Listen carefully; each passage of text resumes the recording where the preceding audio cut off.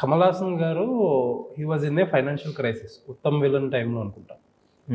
బాగా ఫైనాన్షియల్ మెస్‌లో ఉన్నారని చెప్పి ఇన్‌ఫాక్ట్ ఏంటంటే తమిళ్ ఇండస్ట్రీలో బాగా మాట్లాడేవారు. అప్పుడు కొంతమంది ఫ్యాన్స్ ఒక 30 క్రోర్ అమౌంట్ పూలింగ్ చేసి ఆయనకి ఇచ్చారు.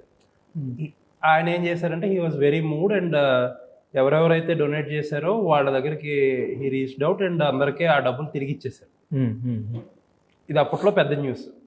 ఈ స్టోరీ ఇన్స్పిరేషన్ ఏదన్నా ఈ ఇన్సిడెంట్లో ఉందా? అంటే స్టోరీకి ఏం కనెక్షన్ లేదండి. బట్ యాజ్ యూ సెడ్ నేను I read about Amitabh Bachchan garu, I read about Kamal Haasan garu, I read about Rajinikanth sir, ఇంకా కోర్స్ మన చిరంజీవి గారు మనకు పరిచయస్తులే.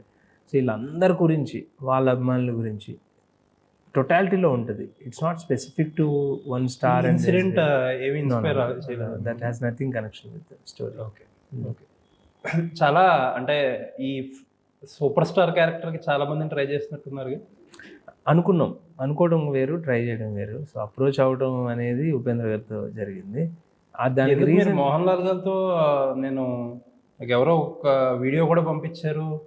షూటింగ్ చేస్తే అక్కడ మోహన్ లాల్ గారి వినైల్స్ కూడా పెట్టి ఒక వీడియో కూడా చూసారు. లేదండి, నథింగ్ లైక్ దట్. మీరు అంటే ప్రాబ్లీ అది మిస్ మ్యాచ్ అయి ఉండొచ్చు, కానీ వాట్ హ్యాపెండ్ ఈజ్ కన్సిడర్ చేసిన మాట నిజమే, మోహన్ లాల్ గారిని and so many other stars. So but to zero down on somebody we need to do some exercise which is a part of pre production. So నాకు ఒక one of the ఇంటర్వ్యూలో ఉపేంద్ర గారు, నేను సినిమాల్లో I'm a real person in cinema అని చెప్పారు. So I thought he has that sense to play this character అని అనిపించింది.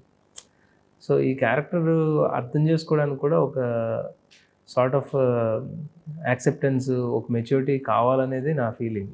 Because they being already super stars, ఈ పర్టికులర్ క్యారెక్టర్లో ఉన్న ట్రేడ్ని వాళ్ళ పర్సనల్ లైఫ్లో రిఫ్లెక్ట్ చేసుకునే ఛాన్సెస్ ఉన్నాయి. Which they might get hurt, they might get high, both ఉండొచ్చు. సో అది ఎలా ఇంటర్ప్రిట్ చేసుకుంటారు అనేది మన సెన్స్. సో లక్కీలీ ఉపేంద్ర గారు దాన్ని ట్రూ సెన్స్ ఆఫ్ స్టోరీలోనే చూశారు. He didn't interpret to himself are his personal life so much. ఆ యాక్సెప్టెన్స్, ఆ మెచ్యూరిటీ మన తెలుగు సూపర్ స్టార్స్కి ఎవరికి ఉండదంటారా? డెఫినెట్గా ఉంటుందండి. But the point is about audience. ఇక్కడ అదేంటి ఇప్పుడు జనరల్గా మన తెలుగు స్టార్స్ ఎవరో చూస్తే అది ఇంకా ఎక్కువ బిలీవబిలిటీ వస్తుంది కదా, ఒక super star fan admiration. Let me finish. అప్పుడు ఇదేంటంటే ఇప్పుడు ఎనీ సూపర్ స్టార్ మనం ప్లే చేసి ఉంటే ఈ రోల్ బై ది ఎండ్ నచ్చుతుందేమో, but through the travel of the film ఏమవుద్దంటే ఇప్పుడు నేను దీంట్లో ఆయన సూపర్ స్టార్ అన్నప్పుడు ఆయన పర్సనల్ సినిమాస్ ప్లే చేయాలి. ఆ పర్టికులర్ సినిమా ఆయన లైఫ్లో ఎలా ఎఫెక్ట్ చేసిందనేది చెప్తూ ఉండాలి.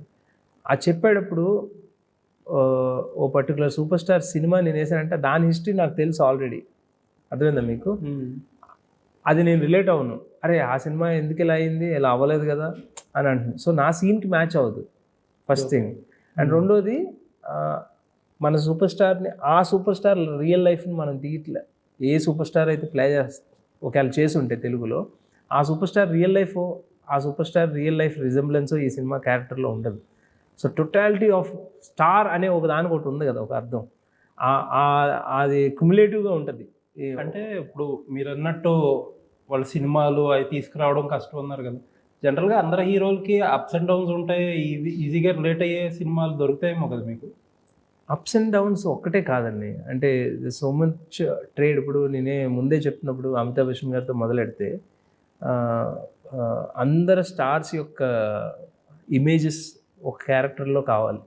అది ఇప్పుడు ఒక పర్టికులర్ క్యారెక్టర్, ఒక పర్టికులర్ స్టార్ ప్లే చేస్తే ఆయన పాయింట్ ఆఫ్ వ్యూ మనం చూడడం మొదలెడతాం.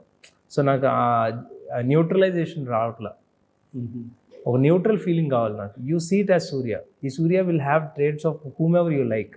నాకు రజనీకాంత్ గారు ఇష్టం అనుకోండి, రజనీకాంత్ కనిపిస్తూ ఉంటారు దాంట్లో. చిరంజీవి గారు ఇష్టం, దాంట్లో కనిపిస్తూ ఉంటారు. You can imagine whomever you want in that Surya అనే క్యారెక్టర్లో. అదే ఈ మనం అనుకుంటున్న ఎనీ స్టార్ ప్లే చేసి ఉంటే will be very specific to that star, that person's image. అది అయ్యిందా ఆయన రియల్ లైఫ్లో, అవ్వలేదా, ఒక ఫిక్షన్ వస్తుంది మనం చూస్తున్నప్పుడు సినిమాలో. Will come out of cinema and watch the film. సినిమాలో మనం ఇమ్మర్స్ అయిపోవాలి.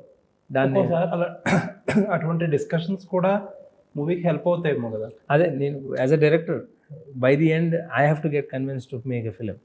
So I'm not convinced with the idea of Telugu stars playing in my film. Okay. So music కూడా వివేక్ మెర్విన్ యాక్చువల్లీ 2 పాటలు బాగా వర్క్ అయినాయి. So very nice choice. ఎవరిదా choice? Ram garu introduce చేశారండి. నేను డెఫినెట్లీ నేను కథ అంతా ఓకే అయిపోయిన తర్వాత we're talking about few music directors.